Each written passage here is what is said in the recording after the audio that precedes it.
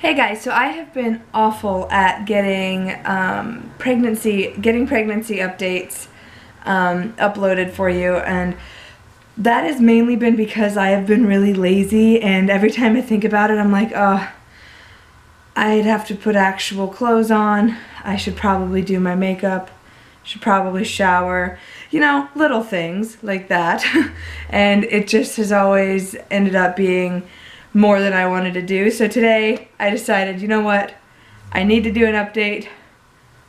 I'm wearing comfy clothes, my hair is braided, and I'm not wearing any makeup, and that's just how it's gonna be, but I figure it's better than no update at all. So anyways, we have reached 32 weeks, which just kind of blows my mind because that means we have 8 weeks until our due date, which means in roughly 5-ish weeks the baby could come at any time. So we basically have like a month and a week-ish before we're on like baby watch, which is just crazy to me. And as you can see, Dan has joined me for this video. He's home right now, so he decided he'd be in the video too. Not that he really is pregnant, but he's with me, which makes him sort of pregnant. I'm pregnant by proxy. Yes. So anyways, as far as how Olive is doing, she is approximately, according to Baby Center, 3.75 pounds and 16.5 inches right now. So she is getting very big. I would not be surprised if she's already more like 4 pounds and 18 inches because I have big babies. At my last appointment, I was measuring 2 weeks ahead, so I would not be surprised if she is running a little ahead of the game as far as weight and height.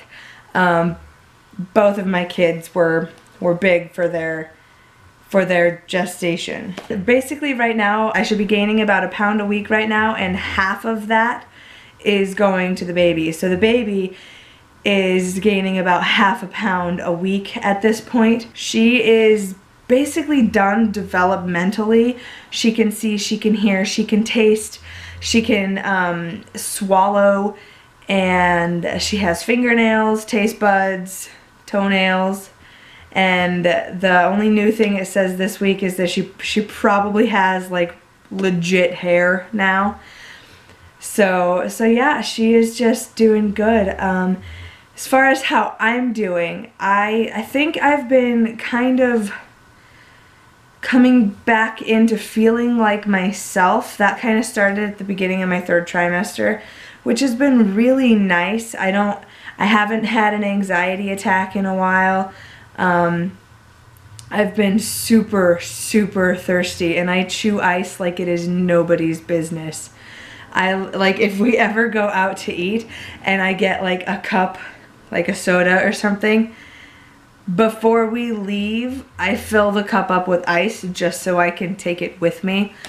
So I'm chewing ice like crazy. I just think it's the best thing on the planet. I am very uncomfortable just about all the time. I'm not sleeping very well at this point, which, I mean, Dan can probably attest to. It takes all of my effort to roll over. I have to like wake up, throw my body pillow over me, roll myself over. It's like a big production just for me to roll over in bed right now. And then every time I do wake up to roll over, I end up having to get up and go to the bathroom. So. Yes. The wind changes direction. You have to get up and go to the bathroom. It's awful. It is so awful. And probably one of the worst things, and I haven't talked about this in any of my other updates, one of the worst things for me this pregnancy has been bladder issues. And I don't mean like bladder infections. I mean, within the last 2 years, I have had 3 abdominal surgeries, and now I'm pregnant. My bladder doesn't want to work anymore, basically.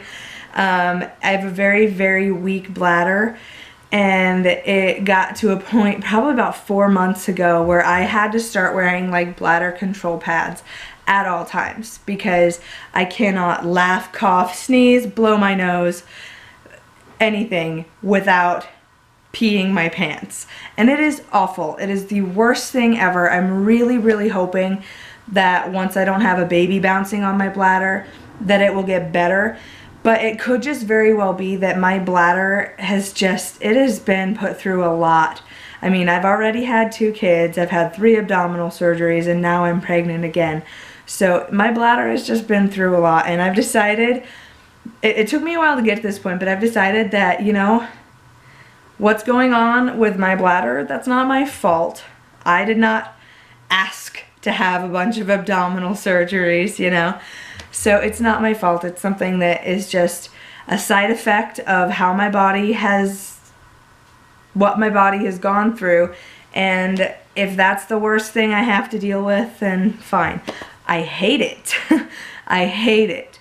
But it could be a lot worse. So that is probably the worst part of where I am right now in my pregnancy. Can you think of anything that's going on pregnancy-wise? She's moving a lot. Oh yes, Olive moves all the time, constantly moving. I'm constantly like grabbing Dan's hand like, feel her, feel her, feel her. And this half the time whenever I'm like, feel her, she stops. But it's really cool. I've been trying really hard to get a video clip of watching my stomach move. But I swear she knows when I'm like trying to record her because she stops.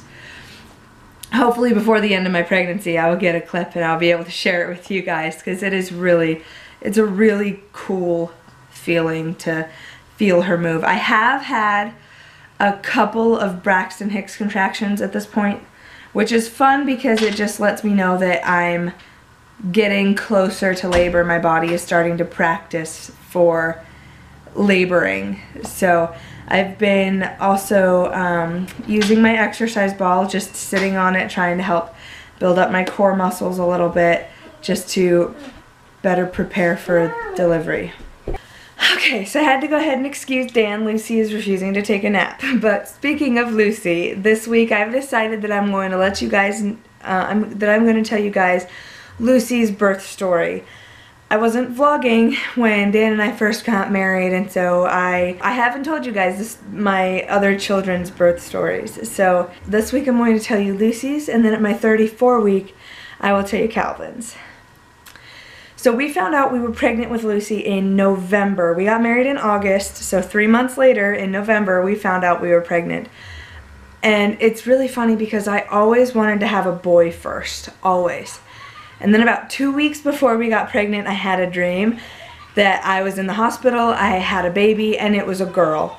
And when I got pregnant, I was like, yep, I'm having a girl. I knew right away that we were having a girl. So when we found out that we were having a girl, it did not surprise me at all. I think I would have been way more surprised had she been a boy. And so, you know, I started my pregnancy. The first couple weeks of pregnancy were okay, and then the nausea kicked in. I was nauseous daily from the time I woke up till the time I went to bed for my entire first trimester with Lucy. It was so bad, and not to the point where I was throwing up, like to the point where I was like praying that I could throw up because I felt like it would make me feel better.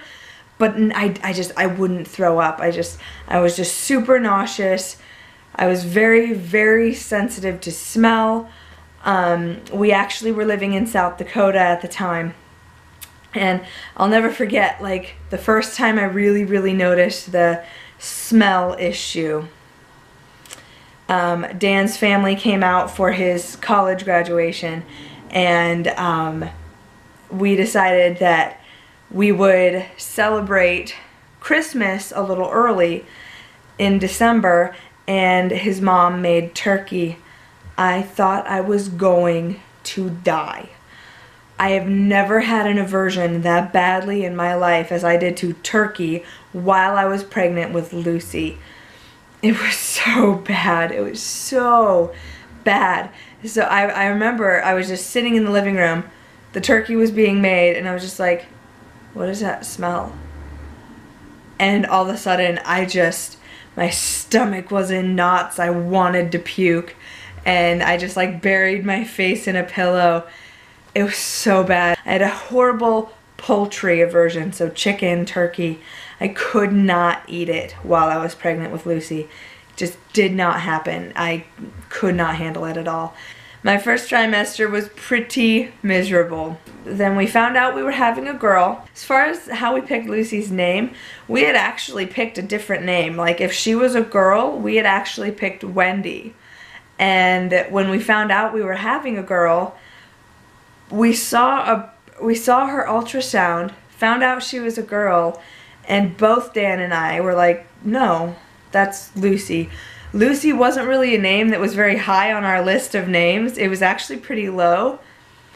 But when we saw her, both of us, the day we found out she was a girl, it was like, no, that's Lucy. We were very, very set that her name is Lucy. I did deal with depression. Dan and I were living in South Dakota. I didn't have a ton. I have some family that lives in South Dakota, but they lived a couple towns away. And then I had Dan's brother and sister-in-law living there as well. But I felt, I'm very, very close with my family, my immediate family. And it was very hard for me. I really did not enjoy my job while I was there. So I didn't have a lot of friends, and I was just hormonal and depressed. And I actually ended up gaining like 80 pounds while I was pregnant with Lucy, and I honestly chalk it up to hormones and depression, because I just basically sat in my apartment all the time by myself. Dan would go to school in the morning and go to work at night. I would go to work in the morning. Every now and then our paths would cross at lunchtime, but we didn't see each other very often, and it was very, very difficult. I was on the phone with my mom all the time. I think I was almost 30 weeks pregnant when Dan and I moved to Spokane, moved to Washington. And we actually moved in with my parents, so we lived with my parents for the last part of my pregnancy. And you know, the last part of my pregnancy was pretty uneventful. I went straight back to the job that I still have now when we moved here. And I worked. I worked. I spent time with my family. I got ready for the baby. It was just nice. I decided to start my maternity leave a couple of weeks before my due date. I figured, you know, give myself a little bit of leeway. So I stopped working on the 29th of July. And then the 1st was the first day of my first official day of maternity leave. And I had a doctor's appointment that day, and I went in and they checked me, and he was just like, you're barely at a 1, so you're probably gonna go a bit further. I was so disappointed. I really, really wanted to be progressed further than that, because I was so tired of being pregnant. I felt huge, and I wanted to be done. So I was super, super depressed. So I went home from that doctor's appointment, and I took a nap and woke up with contractions. So at that point, we labored at home for a while, and we waited till they were like 5 minutes apart, and then we went to the hospital. We got to the hospital around 11 o'clock at night, and when I went to triage, and they're like, yeah, you're barely a 1. I was like, you have got to be kidding me. Like, I labored at home for like 5 hours. They could tell that I was having very regular contractions though. So they were just like, what we're gonna have you do is walk around the labor and delivery floor for an hour. So they just told me not to leave, but walk around for 1 hour and then come back. So I did, and that was an awful hour. I was, in my head, I just kept thinking, great, they're just going to send me home. They're going to send me home. I'm not going to progress at all, and they're just going to send me home. And I was so frustrated about it. So I walked around for an hour, sure that they were just going to send me home. And so I think by this point it was like 1 in the morning. So I go back to triage, they check me again, and I'm at a 3. They're like, okay, we're going to go ahead and admit you. I was super excited. So they admitted me, and just from the time of going from the triage room to getting into my hospital room, I went from a 3 to a 5. Now, I was very, very adamant about not wanting any kind of drug. I wanted to do this completely naturally. It was me, my mom, and Dan. We were the ones that were in the labor and delivery room, and you know, I kept progressing. It was, don't get me wrong guys, it was the worst pain I have ever felt in my life. But I guess it's the difference between prepared for pain and surprise pain, because like when you break your ankle or something, it hurts like crazy, and there's like hardly any way you can breathe through that, you know. But with labor, it's something that you've been preparing for 9 months. So I was very prepared. Dan and I had taken a preparing for birth class, and I felt very, very prepared. I was in the zone. I knew exactly what I wanted, and I could see my end goal at that point. So I did not get an epidural. I labored at the hospital for 5 hours, and when it came time to push, I pushed for a half an hour, and she was born. And it was awesome. It was so awesome. I loved Lucy's birth. Like looking back, like I don't remember the pain of it all. I just remember that I was able to mind over body control and feel everything. I could tell when I needed to push because I could feel everything. And that is what I loved so much about doing a natural birth with Lucy. So she was born just before 6 in the morning, and she was 8 pounds 6 ounces, 21.5 inches long, and perfect. Absolutely perfect. I could not have asked for a better labor and delivery with Lucy. It was really fantastic. I just look back on that with nothing but wonderful, fond memories. And I can't even believe it's been 3.5 years since she was born. So anyways, guys, that is Lucy's birth story. I am so happy that that little girl is in my life. I'm happy she was a girl, and I'm happy that I have her to be the big sister to my children. That is all for today, guys. Thank you so much for watching. If you enjoyed this video, don't forget to give it a thumbs up. Stay tuned for my 34-week update, and you'll get to hear Calvin's birth story. If you haven't subscribed to the channel already, go ahead and hit the button down below, and I will see you guys next time. Bye.